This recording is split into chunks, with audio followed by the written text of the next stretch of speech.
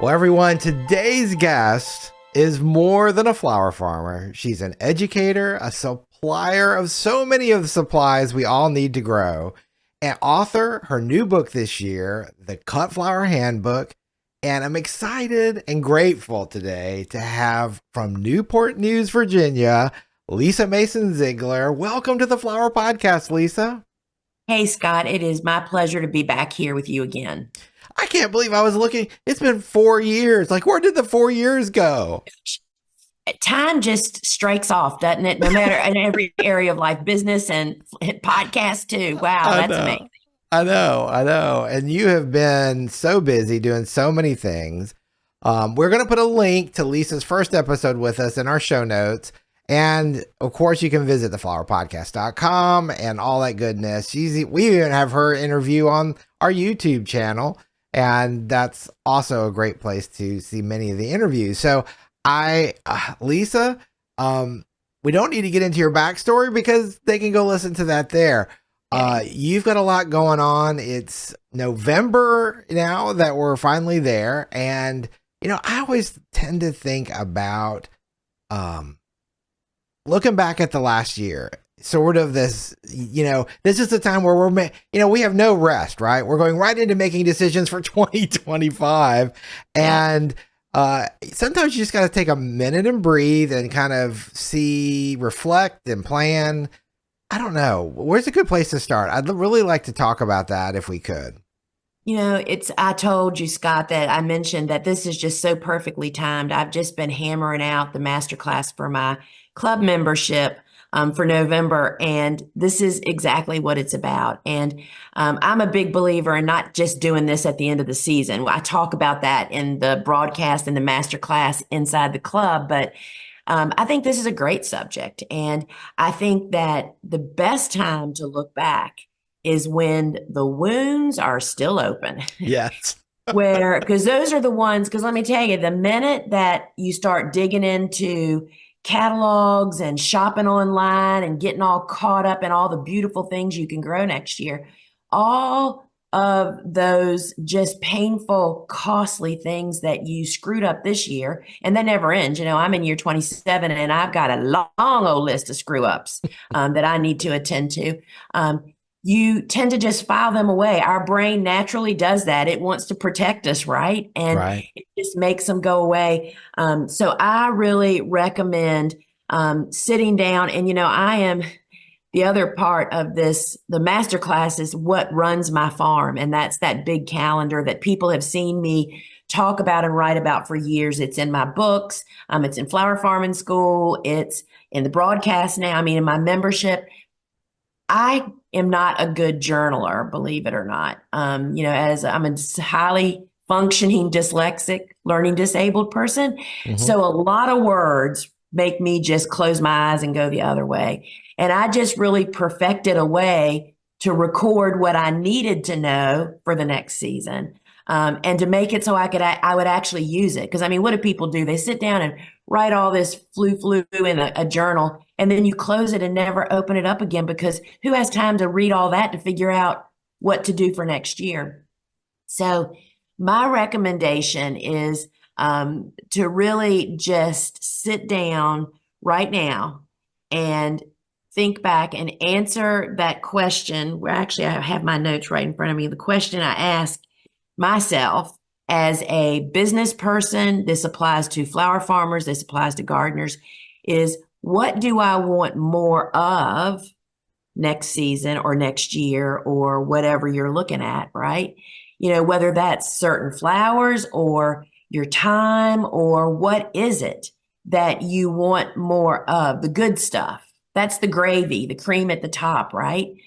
And then that process will help you actually do it, implement it, right? And the other thing that I really like to think about for me as a business person is what fed business? What was the success story of what fed our business? And I will tell you that the answer for me is almost the same every year, but it's very surprising. It is to cut, cut, cut. And I don't mean flowers. I mean, say no to more stuff. Get rid of the fluffy things that just you seem to love and like, but they're not really helping you. I mean, our grandmas were right, y'all. It is the basic simples. I mean, isn't it so funny? What you can think about is our food system. It's like how we all thought we were moving up in the world. And we got TV dinners and all this pre-prepared food, and now we know it's killing us, literally. All Right. the pre stuff, and we're all now growing gardens and learning how to put it up so we can have it during the winter. And it's the same with business and flower growing, whether you're a farmer or a gardener. And so for me, what really I want to feed my business is just saying no to more stuff, even things you might have been doing for a really, really long time. So I'm at this time looking at, for us, as my business is evolving and changing so very, very much. I've gone from I consider beginner flower farmers 10 years and under. When I hit that 10-year and started going into high production for about 10 more years, the last 5 years, I've been winding down from high production as we've led into this more of an educational platform and equipping people to actually do that. And I have to tell you, it is incredibly difficult for me to let go. Mm. Right this minute, right outside my door here in my work building, are tons of seedlings that we planted, but I laid the law and said, we're only planting this many feet of each flower. We do not need 50 feet of anything. We don't even need 20 feet for what we're doing now: education, imagery, videoing, demonstration. And it is the hardest thing I've ever done, Scott. I mean, to not have we used to plant back in high production. I had 40, 120-foot beds of just cool flowers. That is a lot of dadgum flowers. Wow. Now I have 10 75-foot beds.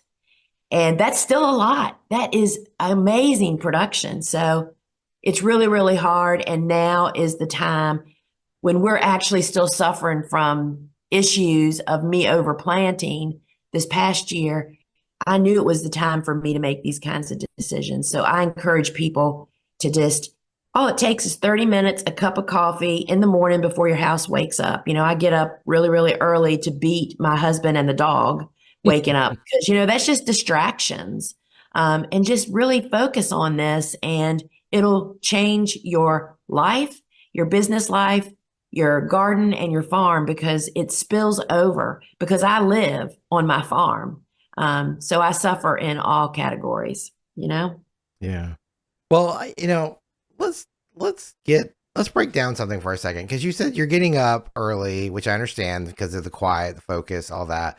But what are you actually doing in those early moments of your day to get yourself focused, or to find, to kind of, I don't know, sort of fine tune your day? So first off, I decide that I'm going to do it. There's so much today about just people get really lost.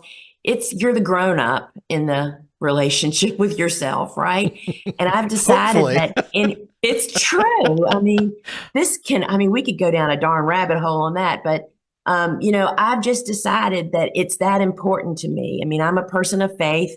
If I get up and the first thing after I hit the coffee pot and feed the dog so he can go back to sleep, is I spend about 30 minutes, whether it's reading or listening to, Discover the Word, which is a broadcast that I absolutely love, and pray. And that just clears me for the day and equips me to face anything, because you just have to trust.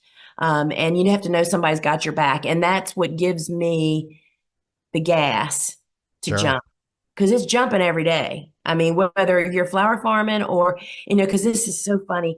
When I first started flower farming, I'm married to a man that owns a big family business, right? And so I've lived entrepreneurship on all sides of the dinner table, but I've sat in it and I talk to it.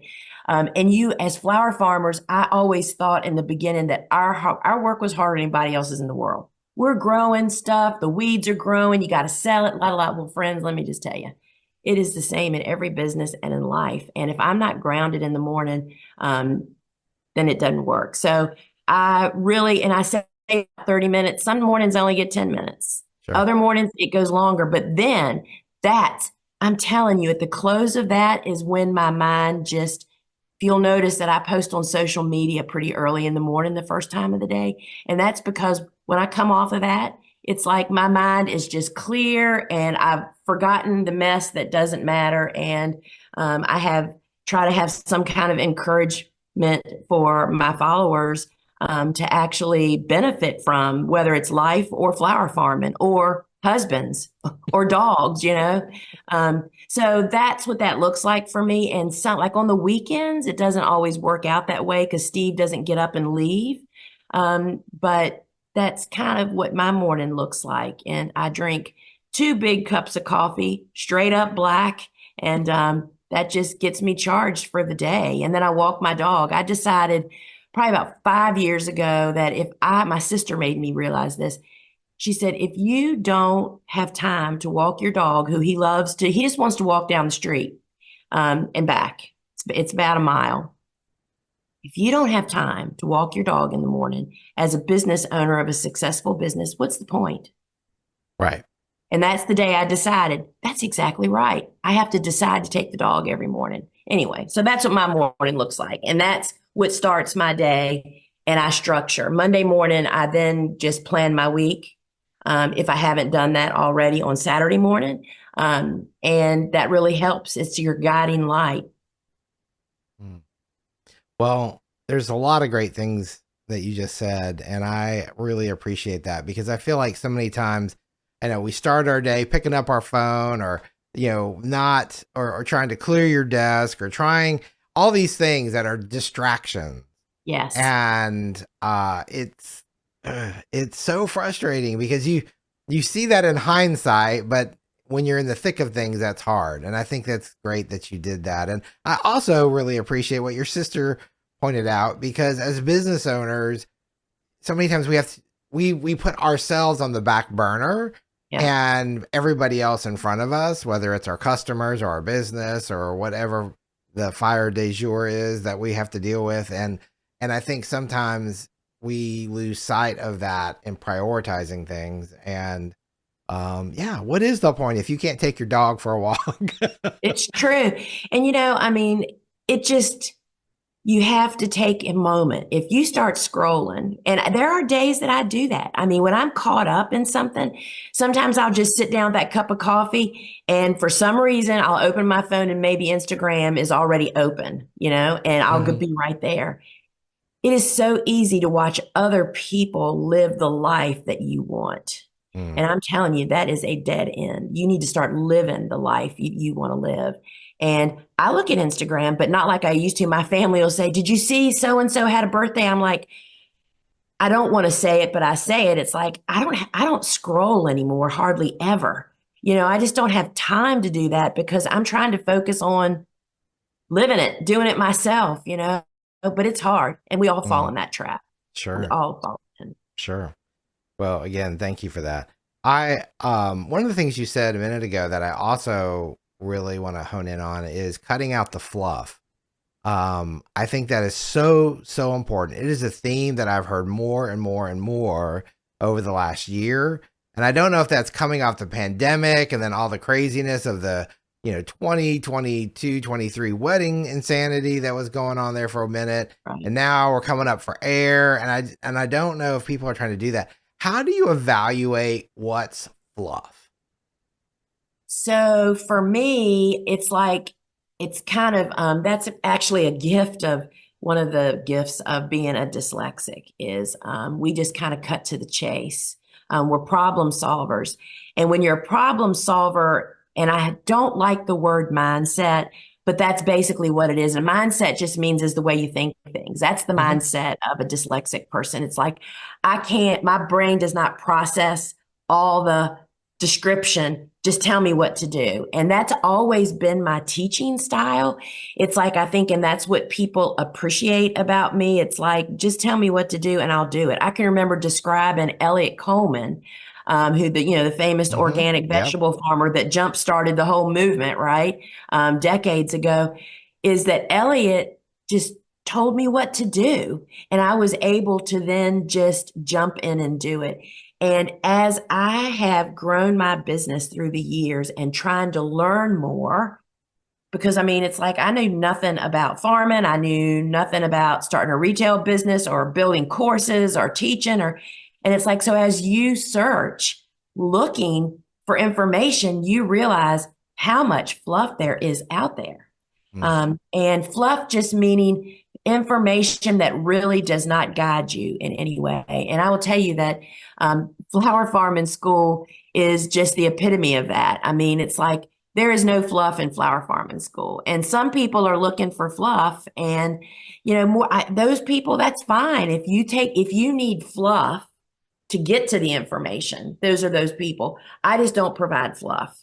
And I think that people are realizing after the pandemic that there are so many parts of life that we have been missing out on for decades now. Gardening is one of them. Yes. And just doing stuff. You don't have time for fluff. Just give me the bottom line here. That's like, what do I need to do? How do I do it? It's like I describe myself. I am not a shopper. I'm a buyer. When I go into a store, I just bought a boulder. This is funny. We have friends that he has this rock quarry and sells these amazing rocks, right? Well, I've had this spot on my farm that I often want to stop and sit, but it's not a great place to have a bench. It's just too kind of far back in the corner. So I told Stevie, I said, I want to get a boulder. A boulder doesn't need maintenance. You know what I mean? The weed eating guy can weed eat around the bottom of it, and I don't have to worry about the weed eater eating it, Yep. So I went up there on a Saturday afternoon and I went to his shop. He has two shops. Went to his shop and I said, well, I've really come up here because I wanted to go to your rock quarry. I'm going to go there next. He said, oh, well, it's closed, but I'll take you there. He's an old friend. Let's go up there. Literally, he opened the gates. We went in. We drove to where the boulders were. We got out of our cars and walked over there was a whole field. I mean, there's acres of rocks, right? I walked up and stood and looked around and I said, you know what? I think that is the perfect one right there. It's about the right height for a seat. It's flat. It's kind of big, but it's not huge. I'll take that one. And when the driver delivered it like a month later, he said, you are the quickest shopper we have ever experienced in our life. He told me it took her 30 seconds to pick the rock out. I do not waste time because what's the point? I could have looked at all the rocks on that field, but guess what? This rock is doing the job.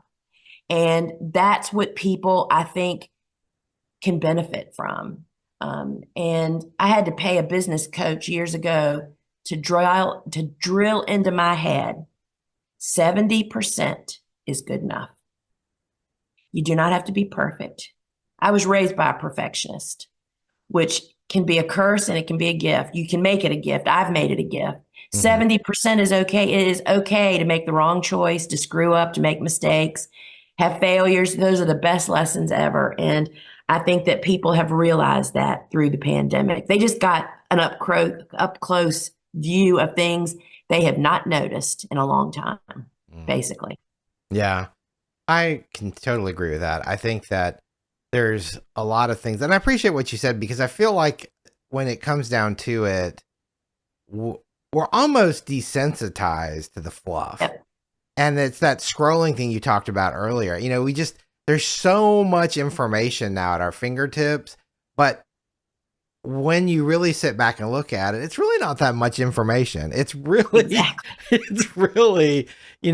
more smoke and mirrors and, making sure that you feel good about whatever the smoke and mirrors are. And I think there's a lot, not deception, but there's a lot of illusion, and it's so hard.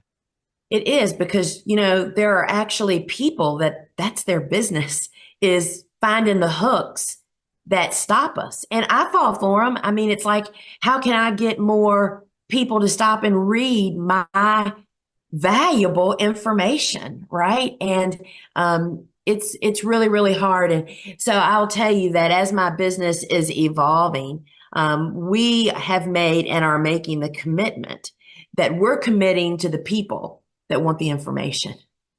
And to, you don't need, a million followers. You need 1,000 of the right followers, the people that Right. want what you're offering up. And my goal in 2025 is to teach people to trust the process. And Mm. until you understand what the process is, you need to trust the people that have gone before you and have done it successfully. Keyword, done it successfully. Because I tell you, there's a lot of advice being ditched up out there. I don't even consider, 10 years in the business, in a business, and doing it, whether you're making a lot of money or not, is a level of success because you have stuck with it. It's not about the smartest, it's about the last man standing.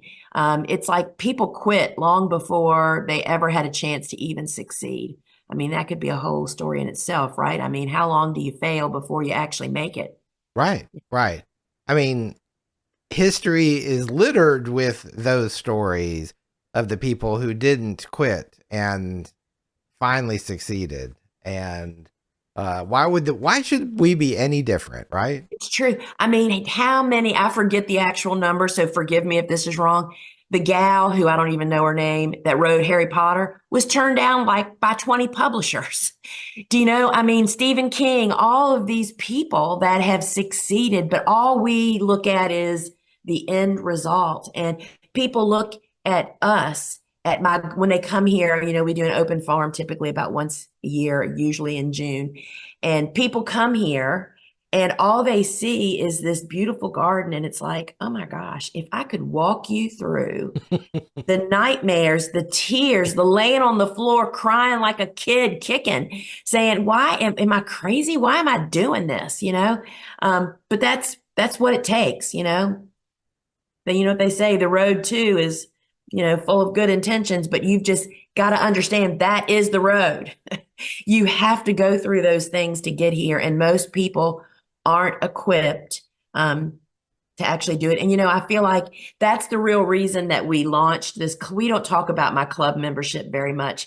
It's just kind of started this year. Right. It is really about encouraging people because that's what people really need. They need to hear, I need to go in there and talk about a failure, show my seed starting failures. And it's like people are restored by seeing your weeds. And it's just really, really, people underestimate the power of support and encouragement from people that care about you and want you to succeed.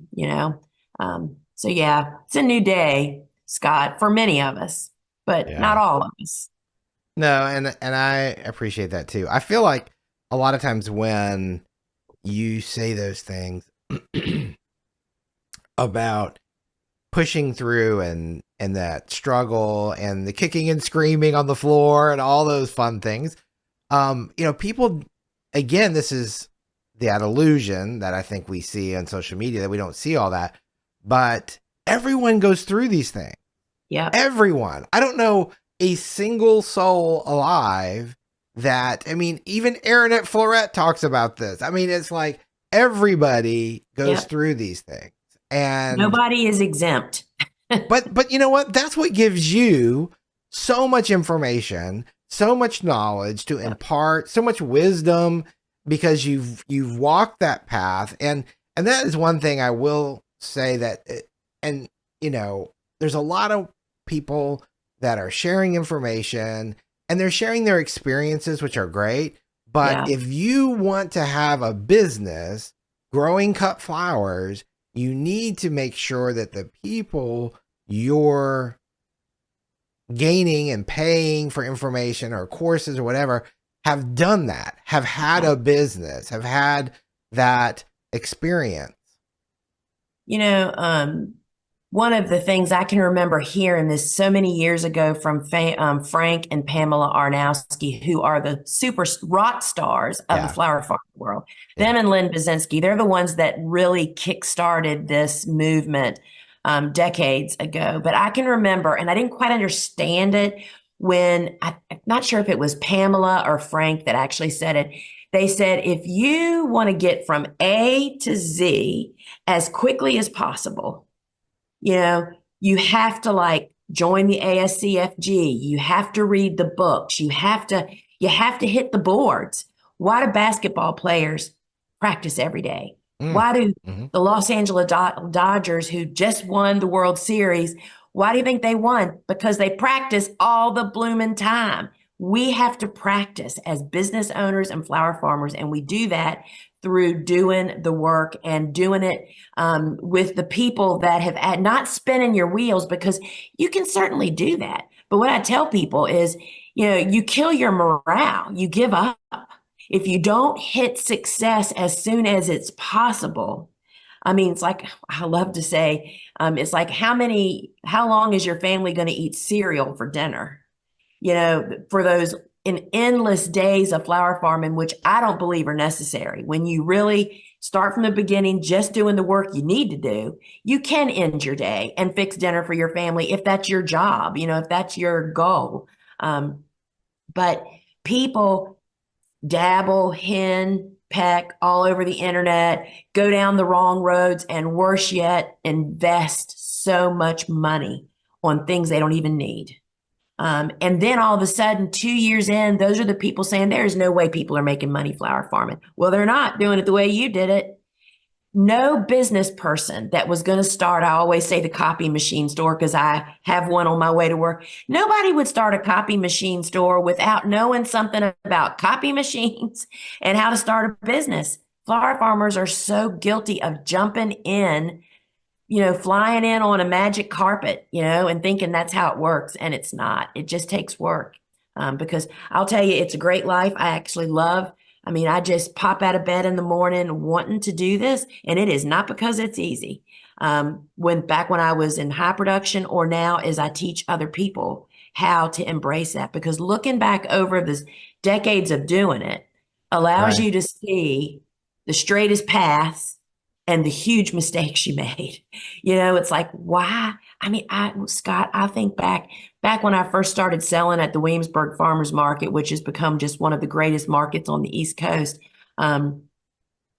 I dabbled in selling more mess beyond flowers because I always thought I needed to sell more different stuff instead of just focusing on growing more flowers and doing it better, right?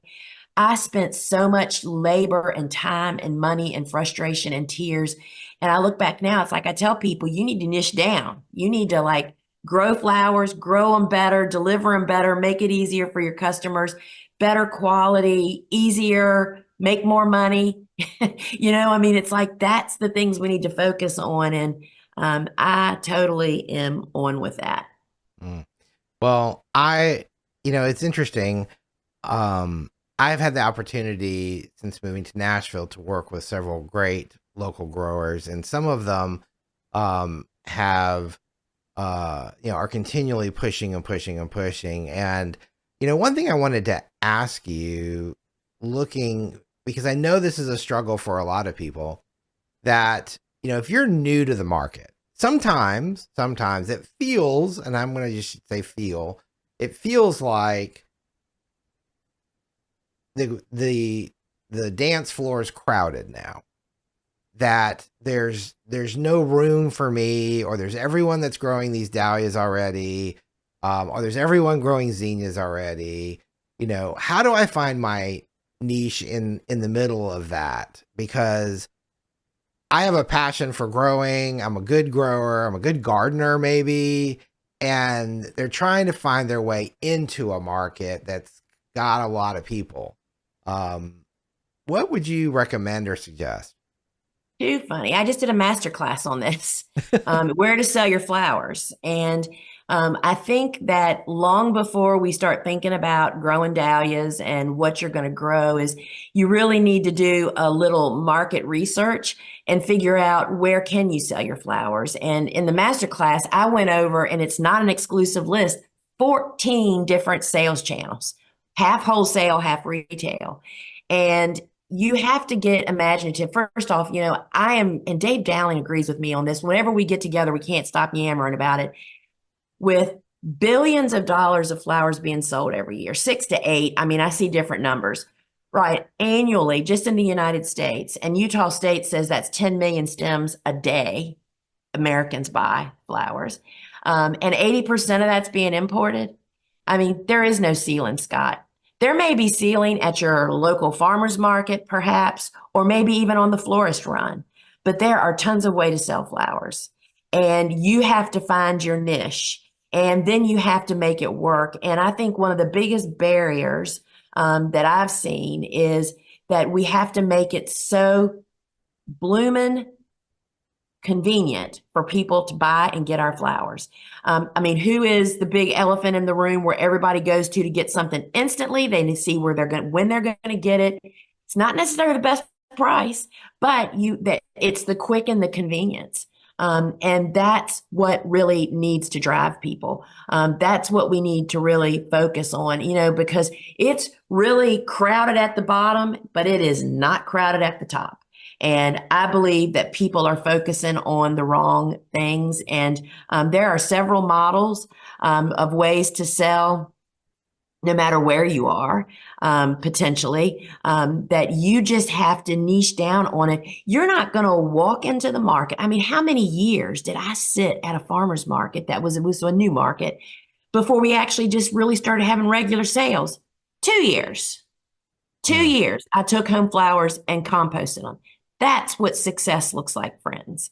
You don't walk into the DuPont farmers market where Dave Dowling sold for 20 years and just scarf up the thousands of dollars that is sold there every Saturday morning. No, people sat there through the times when they weren't selling stuff because they figured it out. And I think there's like 3 or 4 or 5 flower growers at that particular market. So competition makes you better. And I know people say that and they hear it and they think, what does that mean? It's like you find your niche, you address something that's not being done. But it's far more than farmers markets and florists and ways to sell flowers. And that's just one of the things that I really tend to harp on. Is that people just want to get all caught up in growing the flowers. And then it's like, whoopsie, now I have 12 buckets of flowers. That one option that I thought I had didn't work out. I love saying that through my entire, so I sold commercially for 25 years. I always had more customers than I had flowers.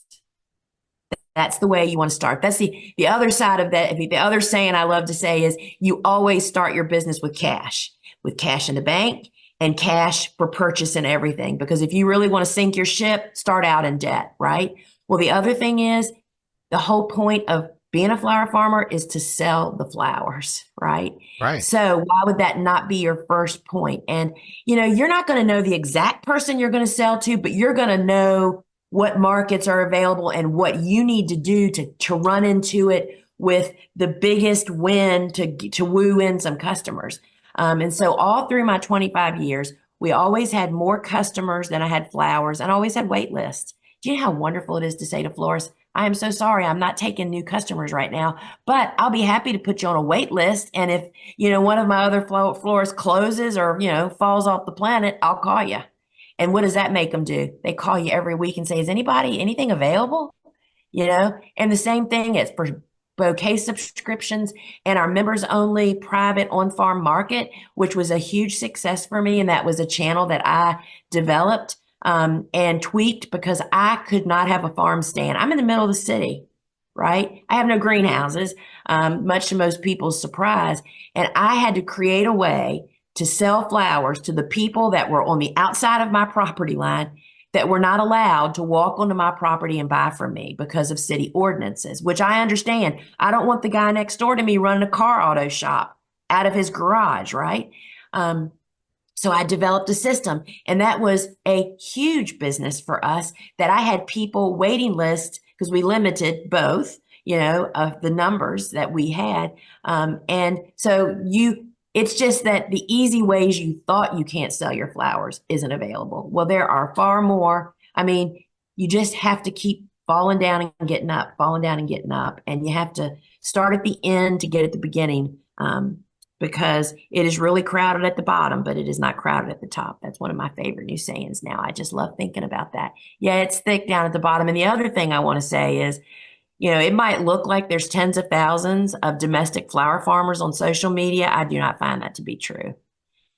Most of them are searching for answers to questions and help, and actually have not started businesses, because none of them will ever push through the fear of actually, because to be a business, you have to get legal, right? Fearful, insurance, taxes, license, permits. You got to get all that mess out of the way. Eat the ugly frog first is my motto. It's the first thing we do in flower farming school is get all that mess done, and let's get to the fun start, selling and growing. I love that. Eat the ugly frog first. I don't think Oh, I've yeah. ever heard that saying before. Oh my goodness, Scott, and you live in the South? I Yes, the know. ugly frog. There's a book about it, and a little short book you can read. It's like, we always do the worst jobs first thing in the morning. I mean, and you know what that used to be in high production, until we divorced her. That was Gumpfrina. Everybody hated Gumpfrina, except for our customers. They loved it.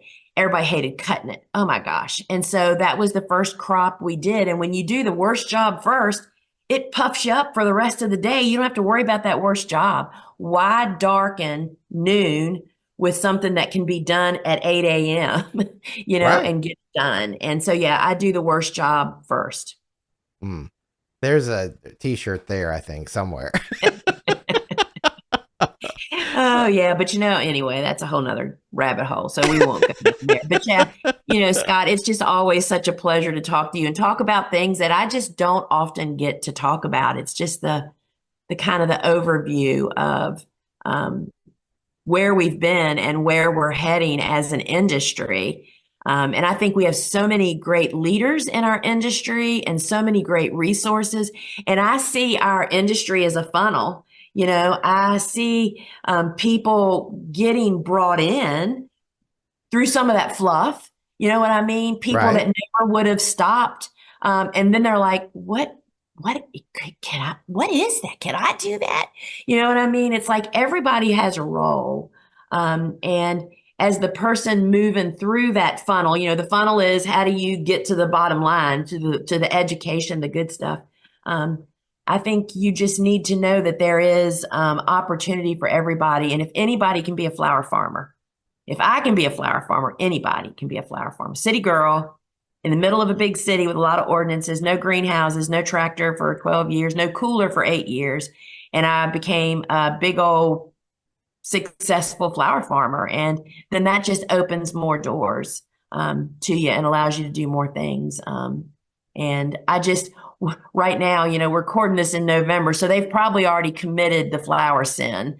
All of these beginner growers that are just spending so much money investing in tulips and anemones and ranunculus, which are incredible crops when you know how to grow them and you have people to sell them to. And that's what takes more people out before they ever get started. They spend a lot of money and their family doesn't want to support them after they either don't sell them or they fail growing them or both, and think, you've done nothing but spend money. Why would we move forward? And now's the time that a lot of people are doing that. And friends, that's your goal. That's not where you start. You don't start in graduate school. You start in elementary school, to build a great foundation, because I want to help people build businesses that last. And that's what I've done. Here we are. It's different because it changes every year, Right. but we're still doing it. We're still Yeah. doing it profitably and successfully.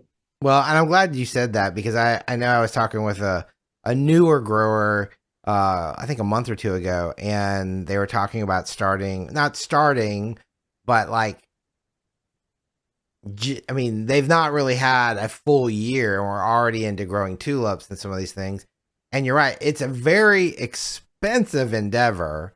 And I always tell people, especially with things like that, it's better to start tiny and then just kind of work it out. But if you don't have the customers, um, it's really difficult. It's because a lot of times those are the early season things when people aren't even thinking about Yep. local flowers, Yeah. and they're still thinking about whatever, and when things start to warm up and it's spring and everyone's out in their gardens, and then that's when a lot of times a lot of flowers start becoming super popular. I um I just it really breaks my heart sometimes to see that, because I just feel like it's so much money. I mean, it's so much money. Scott, the basic bottom line, the best advice I was ever given as a business person is keep expenses low and stack your money as much as you can to build your business from the stacking. And my whole motto in flower farming school, and what my whole life has been as a flower farmer, which is what I mirrored in flower farming school, is low investment, high return crops while you're learning how to flower farm. Now, I stayed on that path. I went through that. I grew tulips and I grew lilies for several years, and it became really obvious to me, you know what? I was spending a lot less when I was sticking with these crops, and there wasn't any there's no risk involved when I'm spending pennies on seeds versus a tulip bulb. I don't even know how much a tulip bulb costs anymore, but it's a lot more than a seed. And when you wreck that, it's just a greater loss. So low investment for a high return is the secret in every business. And saving your money while you're in the upswing, and then you can venture into those things and make your own decision as a more educated business person. I think all of us do that. The ebb and flow of owning an online garden store, it's like you want to sell the things that are unique and special and different. Well, guess what? When they're unique and special and different, not everybody knows to buy them. So Mm, you realize yeah. why the staples, the staple crops, the staple everything that sell every week. I built my flower farm on growing staple flowers. Those were the flowers that flower professionals used every single day of their business life. I did not grow for weddings. I don't want to see a fabric swatch. I don't want to hear the word blush. I don't want to even see your pictures. All I did was grew flowers to sell to commercial people that they could use those flowers for weddings, if they happen to have them, funerals. I'm sorry, bouquets. I fed their day-to-day business because I had a day-to-day business, and it was a gold mine to me. But people want to get all caught up in, blush and swatches. I Mm, just didn't want to. I didn't want to, me, that whole I'm the buyer, not the shopper.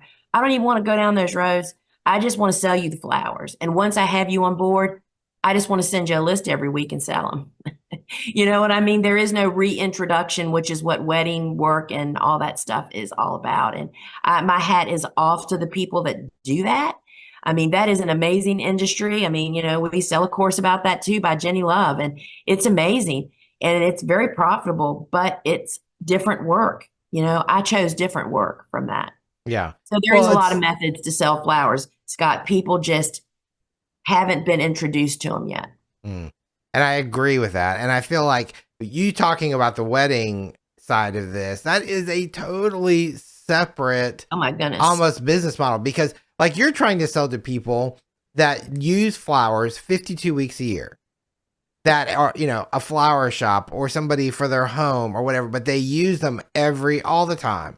And they want whatever's beautiful, whatever's in season, whatever. It Yeah. doesn't matter. They're not worried about it's too pink or it's not pink enough, or, I need solid white, not green, because I think of zinnias sometimes and like, Right. oh, it's too green, it's too yellow, it's not Right. white enough. I'm We don't like, have those discussions here. Those are like bad words. It's just so true. And I'll tell you this little short story. So we had this big members only on farm flower market, and we had mhm, we had 175 members, and that was our cap. And and these people, I started that 2 years in. So I started that in like 2000. It's 2 years after I started flower farming, and we just grew it through the years. And it was the same people rejoined constantly by buying shares. So, you had these lifelong relationships, and Right. it would famously happen. And it would happen on days that my sister was not here. It was always Friday mornings. And I can still remember her, one of our really long customers. Her husband was one of our doctors. So we were thick with this person, right? She comes in and she said, Lisa, I know you don't do this, but, my daughter is pregnant and it's a girl, and we're having a baby shower. And it was June. It was going to be June or July, right? So high flower season, right? She Mhm. said, I want to have an all pink flower event. And I don't care what flowers they are. I just need all pink. And I'm thinking to myself, oh my gosh, we'll have so many pink zinnias. Oh my gosh. Oh yeah, Kirky will do it. No problem at all. She said, I want like 500 stems. No problem. Oh my gosh, Scott, we had the worst year we had I can't remember if we had a nor'easter storm or whatever it was, like 3 weeks before this event. I did not sleep for one night between losing so many of our flowers and that event. And that reminded me why I just don't ever do that. I don't ever want to be a part of that. That confirmed the way that I don't ever promise. We do not promise. We never promised to our florist. They were trained. They knew. This is how they call me up and say, hey, Lisa, I know you can't promise, but that peach coxcomb that you grow that is so incredible, is it planted out in the field that it might be available for week 5 in, July or whatever? And I would say, yeah, we have a crop coming along. And if I have it, it's yours. I'll, reserve that for you. But we just never got involved in committing it just that's why I sleep good at night, Scott. I never, I can't say this in the beginning. I didn't have debt in flower farming, and I never promised stuff in the future. And we just lived in the moment, and I didn't have to deal with those because we're just so worried about not fulfilling those obligations. At least I do, but I think that's every entrepreneur. You want to satisfy your customers.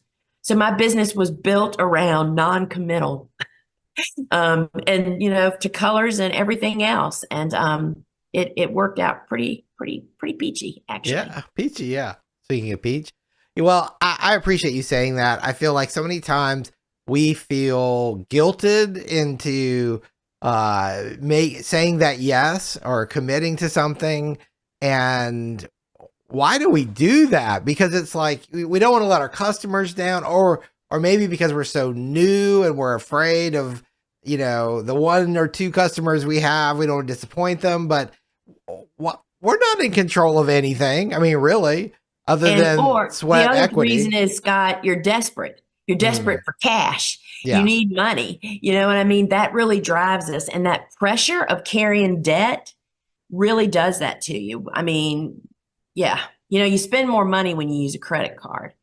And it's so easy to press that button and purchase that stuff. And yeah, and then when you have that on your shoulder, it'll make you say yes to everything. I'll tell you another little quick story. I sold to Colonial Williamsburg for 18 years. I mean, they were one of our biggest customers, right?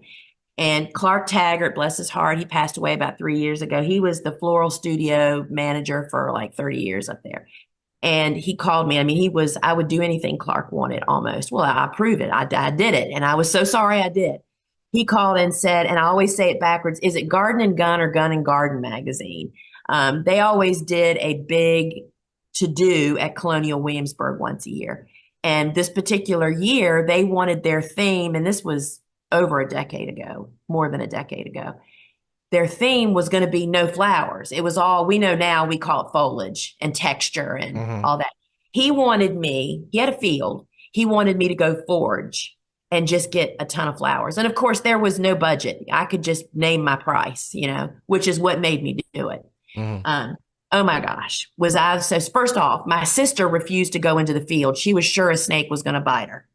And so I go in, I've got my dewberry boots on, those are killer leather horse boots, and I am out there foraging, and this is in the fall when the foliage is at its best, everything is seedy, everything is out there cutting I packed my big van full of all this forged mess that Clark wanted, not even considering all the fallout from this. Okay, I had to bring that van home because you have to forge it before you have to take it to them.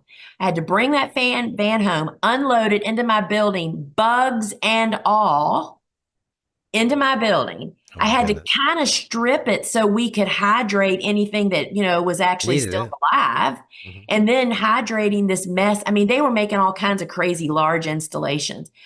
I mean, it didn't matter. They paid me a lot and it was wonderful because I could have used the cash at that point in time, but I would never do that again. You don't think about the fallout of doing these crazy one-time things. And Clark was happy, they were happy, everybody was happy, and I was happy. We weren't happy for a month after there because of the bugs I brought into my building. It was a problem. And anyway, think Wow. twice before you say yes, no matter how much the price is. Mm. Well, I mean, that's a good lesson though, because a lot of times you don't see the ramifications of that. I know. So there was a couple crops. I think I may have shared this story before, but there were a couple crops that I foraged, and I saw this stuff out there, and I'm like, gosh, this makes such a great cut flour. And sure enough, one of them, and I watched this plant for years along the highway, along the interstate. And I don't know if you know Baccharis, wood sorrel, I think is its name. Anyway, Oh, apparently it is a plant that likes coastal areas mostly. And apparently in Atlanta, it never existed till Hurricane Opal, I guess, brought seed or whatever. And then we had it everywhere. But of course, because of the treating the roads with salt, it tended to really like along the interstates and stuff. Anyway, so, and it usually starts blooming about this time of year. In fact, I think I even have some coming from California today, but it's crazy. Anyway, um, I would go and I would cut this stuff, and I would have literally a garage full of these branches, and we would sell them all. Everybody would love them. It was like something so different because nobody ever knew what it right. was. And anyway, because of the way we processed it, we had to cut it in the field. We had to cut it again, cut it into water, and then we let it drink for a while. And then we cut it again to bunch it and to kind of get it all, pretty, so that way it was usable and all that kind of stuff. Well, you know what? By the time that season was over, I had issues with my thumb cutting all that wood. And it was like, I ended up having to go to the doctor. I don't know how many times. The doctor bills for that crop. So, of course, next year, I've already forgotten about this, right? Next year, I'm like, oh my gosh, it's almost ready to cut. And my wife looked at me. She goes, I want you to think about the doctor bills that came with that crop and tell me if it was worth it. Because, again, and I'm like, okay, fine. But it's really painful for me because it's so, in more than one way, because it was such a pretty thing and it was so different. It was so cool. So now I buy it in and it's somebody else does all that. And Scott, that's just so funny. That's exactly the whole point of my looking back in November that I'm doing with the club. It's like, Mhm. while that wound is fresh, you need to write that down where you're going to look when that time comes next year. Yeah. Because we do just block it out. I mean, beauty trumps pain, and it just overcomes it. And yeah, so I totally understand that for sure. Well, And when go you're ahead. desperate, that adds to it, or sometimes it's just the beauty overrides it all. It's true. That is true. And especially when people were so excited to see it and it was so great. And anyway, um, it was a thing. I, this year I know that you started your club, your membership club, and I thought that was a wonderful idea. More and more people, I feel like, are trying to connect, trying to um, learn from each other, trying to do things. Tell us how this has been your sort of your first year one of your membership. How has that been going? Tell us a little bit more about it. I also know you just recently got done doing your launch of your boot camp, which I think is pretty cool. So, kind of like to learn more about that because I mean, I know that the cutoff for that has just happened, but I feel like you're doing a lot more things to connect with people directly. Sure. So, thanks for asking. So, the club really grew out of those people that just really like that continuous connection. And so, in the club, every month I do a live Q&A. I answer all your questions. You can submit them before, and then we actually take some live. Happens on an evening. It's recorded. It's put in the club, so you can go back and look at it. I do a master class each month, and then I do a broadcast, which is basically a podcast, but it's a private podcast. And usually they kind of connect, for each month. And the month of November is just all about this looking back, drawing a line in the sand. And I really love it. And so there's a community in there, which is the best part, where people connect and support each other. And then they have continued education going on in there, but it's more about being a private, supportive community. Of course, there's no, slash talk. We would never allow it. But you know what? We've never had to exercise that policing because these are people that are focused on growing flowers. We have flower farmers and avid gardeners in there. And it's just been really, really good. And we've kept it real affordable. I think it's like, don't even know if is it 24 or 24.95 or 19.95. You have to go look, but it's very affordable for the content. I mean, you can go in there and watch the past master classes, and then we do once a week. I do on Wednesdays. It's called the sowing circle. And during the season, I'm starting seeds. We're doing it together. You're seeing how I'm doing it, and I'm talking about that. And this time of the year, I'm doing some different stuff. I'm getting ready to make a great, all these peppers you see behind me hanging. I'm going to make myself a Christmas wreath, and I'm doing that on the sewing circle with folks. I've never done it, so it's not like I'm doing everything as an expert.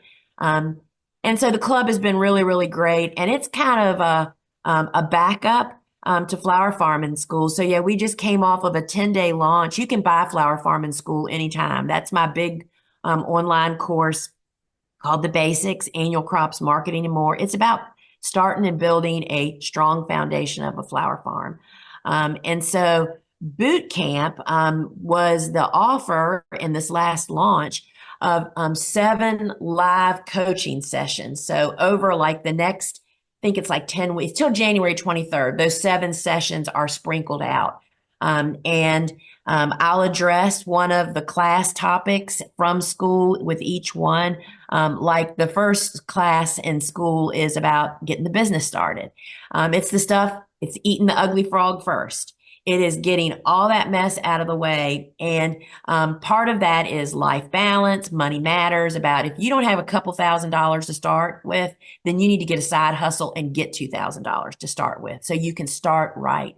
But I'm not letting the cat out of the bag, but I'm leaning towards that, that boot camp is going to kick off each time with an intensive training of some subject from that class, right? And I'm really leaning that for that first boot camp session is going to be time management, because I'm going to tell you, Scott, if you can't manage your time, you will never manage a business. And so it's going to be an intensive why and how. This is why you want to, Albert Einstein had the same 24 hours in a day that you do. Mother Teresa has the same 24 hours that you did. And look what they did. It's time management. So there'll be an intensive training at the beginning of each boot camp session. Then we'll have a live Q&A. And then we're going to also, the way to success is to always continue to learn how to learn, right? And so we know now that our course has so much resources in it that people need to help learning how to move around. It's keyword searchable. You can look up anything in flower farming school, but it helps to see it for a couple minutes, right? So that's going to be part of boot camp. So all of my students that are enrolled prior to that launch last week of October 31st are going to get invited to boot camp and have this intensive training and this live with me, because we do have a private student community also, a Facebook group where people can reach out to me when needed. But the I'm telling you, Scott, with the disasters that just happened in North Carolina Oh my with, goodness. it's just, I mean, I can hardly talk about it actually, but I just want to say the connections made through Flower Farming School are deep. One of our students, both of these students were back several years ago. They've been in the group. One of them had damage. The other one actually left their state and came up and helped that student to regain some damage that was done. And heartwarming stuff goes on in there in addition to support and help and answering. And it's just being with people that are on the same page with you. And so Flower Farming School is always available, but from time to time we have special offers. And the way to learn about those special offers is to sign up for my farm news. And that is on the bottom of every web page over at thegardenersworkshop.com. You will be in the know. I would say 80% of the emails we send out are content driven, showing you, hey, did you know? Here's the Seed Talk podcast. Here's the blog that will tell you this, or here's a live about, Scott, about the flower podcast. So that's how you stay in the loop with us, because we know we have a lot of stuff, but this newsletter is the way to stay in touch. And I would just love for folks that are interested in content with a little bit of fluff thrown in on the side from time to time and a little dog stuff to join with us. Would love it. And it's just always, Scott, just such a pleasure to see you, and thank you for bringing all the personalities to our view through the Flower Podcast. We really, really appreciate it. Well, it's my pleasure, and I can't thank you enough for today, because you bring such great perspective and wisdom and experience to every conversation. So thank you. Thank you so much. You are so very, very welcome.